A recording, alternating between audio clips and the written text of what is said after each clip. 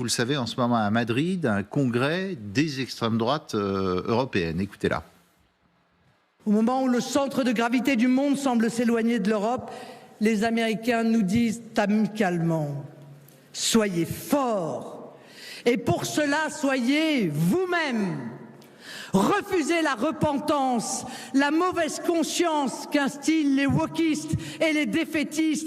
Détournez-vous du fatalisme et de toute résignation. Bon, l'ami américain nous montre l'exemple, dit en quelque sorte Marine Le Pen. Elle est en pleine naïveté, là, ou quoi ? Je ne sais pas exactement ce qu'elle a voulu dire, ce n'était pas très très clair. Est-ce que... Parce que je ne crois pas que les Américains veulent qu'on soit fort, en fait. Enfin, les Américains n'ont jamais voulu qu'on soit fort. Ils ont voulu qu'on soit riche et, si possible, divisé, de manière à ce qu'ils puissent exploiter les uns contre les autres. Donc c'est plutôt ça. Donc si on aurait intérêt à être fort, et un petit peu, on essaye de prendre quelques mesures qui nous permettent d'être forts. Mais les Américains veulent surtout qu'on soit divisés. D'ailleurs, les seules politiques européennes où nous ne sommes pas divisés, parce que ce sont des politiques fédérales, le commerce et la concurrence, dans ces deux domaines-là, l'Europe est une très grande puissance, redoutée dans le monde entier.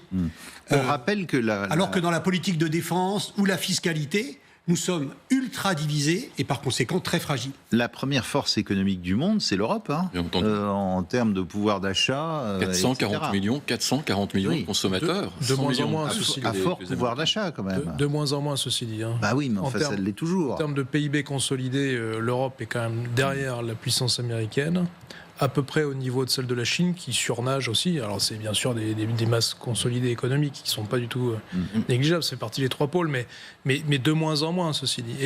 Et l'élan sur la tech, le sujet des nouvelles technologies, de l'IA et de l'application dans différents domaines, ici est clairement un domaine très sensible et significatif pour les 5 et 10 prochaines années.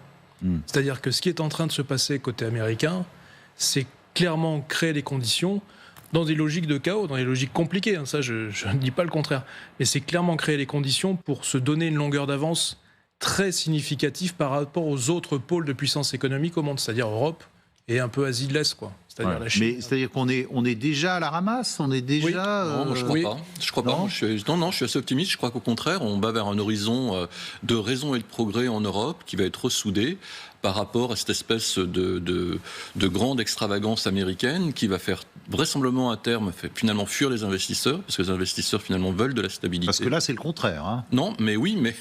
Il va y avoir un retour de balancier. Il y aura nécessairement un retour de balancier. Les gens veulent de la stabilité.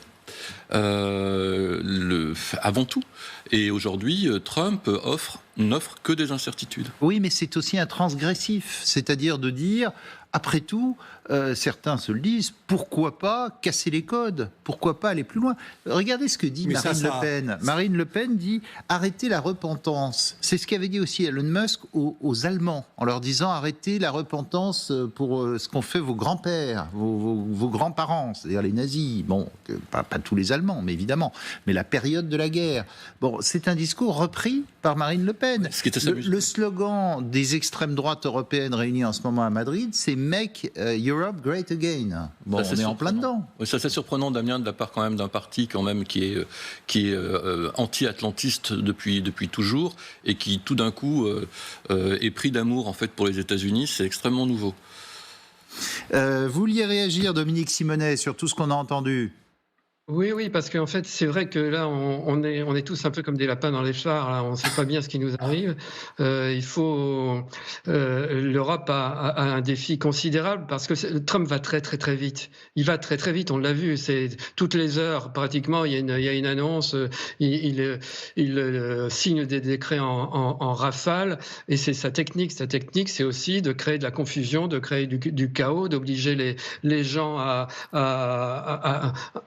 supporter ces menaces et ces décisions extrêmement rapides sans pouvoir avoir le temps de réagir. Donc la version optimiste, c'est l'Europe a un électrochoc et elle va devoir se positionner par rapport à tout ça. La version pessimiste, c'est l'Europe est déjà drôlement secouée, un peu affaiblie. Est-ce qu'elle aura le temps de réagir à au moins 3 dossiers ? C'est-à-dire, on l'a vu avec les mesures protectionnistes, il n'a pas encore annoncé de mesures protectionnistes contre l'Europe. l'Europe, mais ça va peut-être arriver. Qu'est-ce qu'on va faire? Est-ce qu'on est capable de répondre, en tout cas de mettre le bras de fer assez haut pour pouvoir lui faire baisser ses prétentions, comme l'ont fait d'ailleurs le Canada et le Mexique. Il y a la question de la défense, et là on ne va pas en parler parce que c'est immense, mais c'est considérable avec l'Ukraine. Est-ce que les Européens vont être dans la course ou pas? Je ne parle pas des Ukrainiens.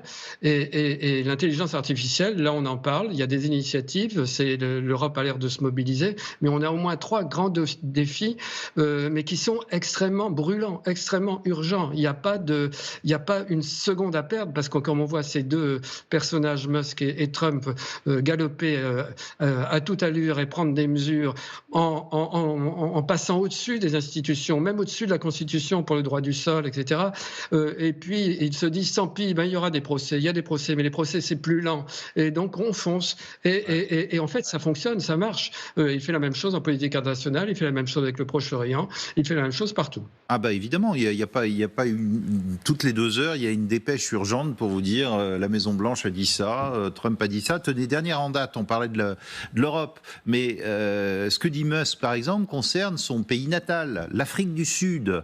Regardez son tweet où il relaye des opinions qui ont cours en ce moment en Afrique du Sud, où il parle de racisme du gouvernement. Pourquoi? Alors c'est écrit en minuscule, moi je vous le lirai pas, mais pour dire que les afrikaners, c'est-à-dire les fermiers blancs, sont pourchassés par les autorités sud-africaines. Et qu'est-ce que vient de dire le porte-parole américain du ministère des Affaires étrangères? Il vient de dire, si des afrikaners sont pourchassés, on peut les accueillir aux États-Unis. Bon, là aussi, on est dans une espèce de raisonnement complètement dingue, non ? Oui, alors Elon Musk est né en Afrique du Sud, donc c'est quelque chose qui lui tient à cœur, et il y a la rancœur d'être né dans un pays où il y avait encore l'apartheid et de voir qu'il est... Mais donc là, il prend pied sur le continent africain. Ce qui est extraordinaire chez Elon Musk, il ne faut pas oublier qu'à côté de ce qu'on voit aujourd'hui, c'est-à-dire quelqu'un qui se mêle de tout et qui a priori ne le regarde pas en politique, il y a quand même sa personnalité. Reportez-vous 3 mois en arrière, Elon Musk, c'était encore un héros. C'est quelqu'un qui a inventé tout ce qui fait notre vie quotidienne aujourd'hui. Online banking, la voiture électrique, qui s'est montré plus compétent que le Pentagone pour récupérer des fusées. Donc c'était dans la veine des héros nationaux des États-Unis. C'était comme par exemple, je ne sais pas, Henry Ford avec l'automobile. Steve Jobs pour les smartphones. Mais Henry Ford aussi était un sympathisant nazi. Donc vous voyez que quelquefois ça vient. Donc il a quand même ce prestige, et c'est ce qui lui permet de se maintenir dans l'opinion publique américaine, c'est que c'est quand même quelqu'un qui a fait quelque chose d'absolument extraordinaire. Comme dit Donald Trump, c'est un génie, et il n'y en a pas tant que ça. Le problème, c'est que le génie, de temps en temps, on voudrait bien le remettre dans la bouteille. Et évidemment. C'est vrai qu'on fait de Musk, nous, en Europe, une analyse qui est en permanence une analyse politique et culturelle, alors que les Américains le voient comme un génie, un créateur, un entrepreneur. Qu'il est, d'ailleurs. Ce qu'il est, évidemment. Non, mais personne ne conteste qu'il soit un génie. Qui est pour eux, mais tout le monde se dit, il a un côté dingue.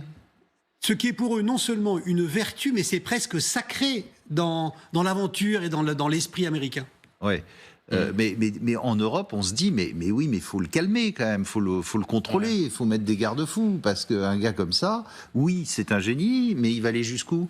Ouais, ce qui est intéressant, c'est que pendant des années, il était plutôt proche des démocrates, parce que c'était à la mode, parce que les gens de la tech, dans la Silicon Valley, étaient tous proches des démocrates, et d'Obama en particulier. Donc il a viré sa cutie, et finalement il montre son vrai visage. Et Zuckerberg aussi, avec Trump. Bon, il a grandi dans un environnement afrikaner en Afrique du Sud, et pour avoir habité l'Afrique du Sud, je vois à peu près dans quel environnement il a grandi et évolué, un environnement raciste, intolérant, et finalement ça le rattrape aujourd'hui.